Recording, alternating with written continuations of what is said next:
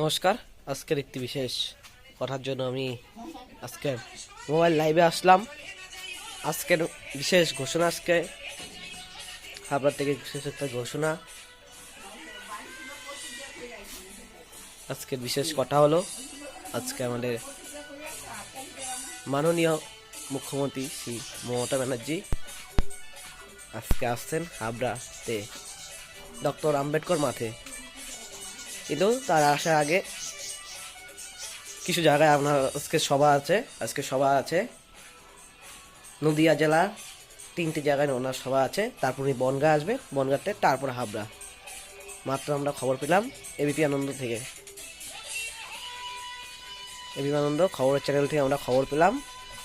Sorry, ABP আনন্দ না, বাংলা যাবো channel, এই চ্যানেলে খবর পেলাম আমরা কিছুক্ষণ আগে মুখ্যমন্ত্রী আসবেন হাবড়ায়। কিন্তু তার আগে ওনার নদিয়া জেলার 3টি জায়গায় ওনার সভা আছে, ওই সভা করে বনগাঁ সভা আছে, ওনার বনগাঁ করে তারপর হাবড়া আসবেন।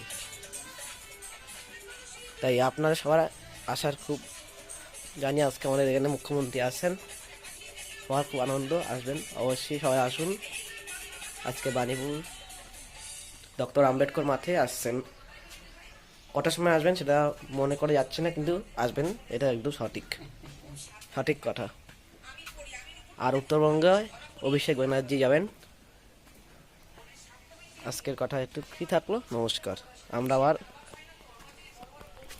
অবশ্যই আম্বেদকর মাঠে গিয়ে আমরা আবার লাইভে দেখাবো।